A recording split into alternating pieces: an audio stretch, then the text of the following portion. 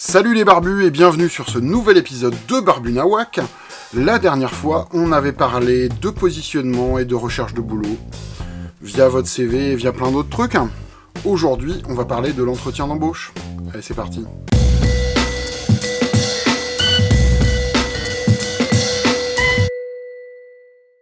Votre CV est prêt, vous êtes allé sur les sites spécialisés d'annonces, vous avez fait marcher votre réseau, et maintenant, il va falloir passer à la deuxième phase de votre plan, c'est-à-dire l'entretien d'embauche. Alors, la première chose, il y a beaucoup d'entreprises qui potentiellement peuvent être intéressées par votre profil. Ça peut demander beaucoup de temps d'aller physiquement, aussi bien en transport que le temps des différents entretiens. Ça peut demander beaucoup de temps d'aller voir tout le monde. Et tout le monde ne correspond pas vraiment à vos critères, ou vous ne correspondez pas vraiment aux critères des entreprises qui potentiellement peuvent vous embaucher. Donc la première chose, mon premier conseil, c'est commencer par un petit entretien téléphonique. C'est pas obligé d'être très très long, ça peut durer juste 10-15 minutes. Vous vous présentez, la boîte se présente, vous expliquez qu'est-ce que vous recherchez, l'entreprise explique éventuellement le poste qu'il y a pour voir, et vous voyez si c'est utile d'aller vers la deuxième phase, qui est la phase de la rencontre physique. Maintenant que vous avez vu que, a priori, aussi bien les demandes de l'employeur que vos demandes à vous semblent correspondre, il va falloir aller se rencontrer et commencer à discuter. Et là, il y a un peu deux écoles.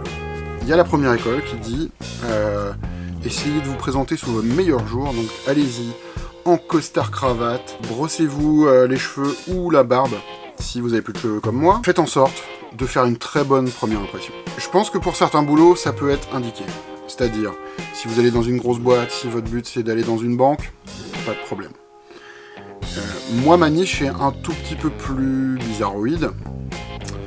Et j'ai besoin, moi, de m'assurer que l'entreprise avec laquelle je vais travailler, et les gens avec qui je vais travailler, comprennent qui je suis, et que justement ce genre d'éléments de présentation ne pose pas un problème.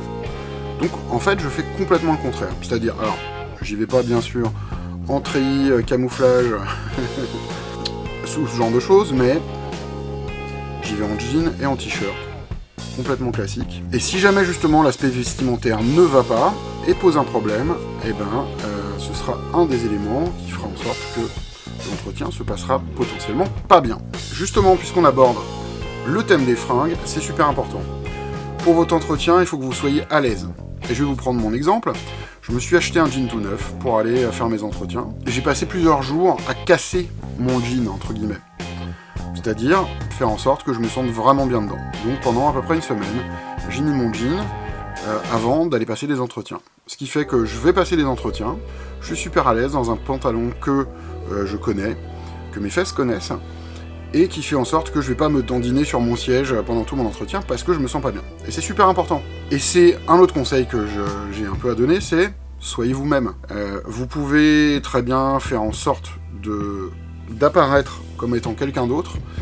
Par expérience, ça marche pas vraiment, et au final, soit l'entreprise a une personne qui lui correspond pas, soit vous avez une entreprise qui vous correspond pas. Mon conseil, soyez vous-même. Mon autre conseil, bien sûr, comme le CV, comme toutes les autres choses, un entretien, ça se prépare. C'est-à-dire, faut aller rechercher quelle est l'entreprise, quel est son but, qu'est-ce qu'il fait, aller fureter sur le site web, bien sûr, aller googler les différentes personnes, si vous connaissez leur nom, qui vont vous recevoir. Alors, c'est pas vraiment pour jouer au détective, c'est plus pour...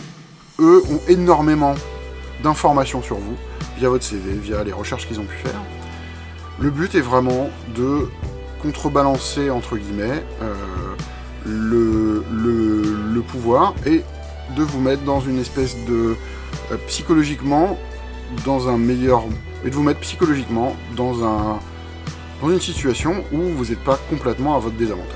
Alors évidemment, il y a autant de types d'entretiens qu'il y a de types d'entreprises ou de jobs, il y a énormément de conseils à donner. Mais moi, les conseils de base, c'est vraiment faites un entretien téléphonique pour vous assurer que vous ne perdez pas votre temps. Personnellement, je pense qu'il faut que je m'habille comme je m'habille tous les jours, propre mais correct. Soyez bien dans vos fringues, faites des recherches, et puis un entretien, c'est une discussion. Alors, il y a des questions pseudo-pièges, qui sont pas vraiment des questions pourries, mais qui sont des questions que vous pouvez préparer. Par exemple, je vais vous donner un classique. Quel est votre principal défaut? Pour cette question-là, évidemment, j'ai une réponse qui est déjà presque toute faite. C'est un discours que j'ai développé au fur et à mesure, et qui est simple. La réponse est « je suis super bordélique ». Je le sais, ça fait presque 40 ans que je suis comme ça, donc bien sûr ils sont « ouh là là, il est bordélique ». Je suis bordélique, mais vu que je le sais, j'ai mis en place un système. J'ai mes to-do list, etc., etc. Et qu'est-ce que ça fait? Ça fait que, oui, je suis bordélique, mais donc, je suis super organisé, ce qui me permet d'avoir un boulot à temps plein, d'élever ma fille, d'être prof dans une école, et en même temps, d'avoir un podcast où je balance au moins une vidéo par semaine. Si j'étais si bordélique que ça, et pas bien organisé, j'arriverais pas à le faire. Voilà. Donc le but, c'est bien sûr une question un peu chiante sur un de vos défauts, vous le transformez en quelque chose qui va vous mettre à votre avantage. Alors évidemment, sur les entretiens, il y a énormément de choses à lire. Il y a littéralement des bouquins entiers qui en parlent, il y a littéralement des sites entiers qui en parlent aussi. Le but ici n'est pas vraiment d'être exhaustif, mais de mettre en avant un petit peu les éléments qui, pour moi, sont importants quand vous allez à un entretien.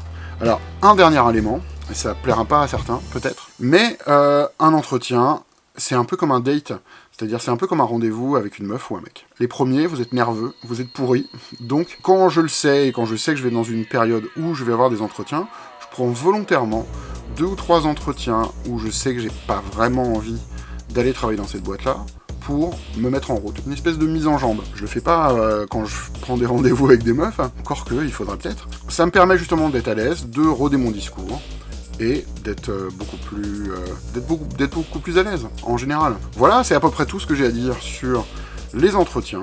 Vous avez des histoires rigolotes, ou des anecdotes, ou même des conseils à donner à toute la communauté des gentils barbus, n'hésitez pas à balancer les commentaires, ou à m'insulter en disant que je suis une merde et que de toute façon je sais pas du tout ce que je fais, ce qui est plus que probable. Voilà, c'est tout pour cet épisode. J'espère qu'il vous aura plu et qu'il vous aidera d'une certaine façon, peut-être à préparer votre futur entretien. Que la barbitude soit avec vous.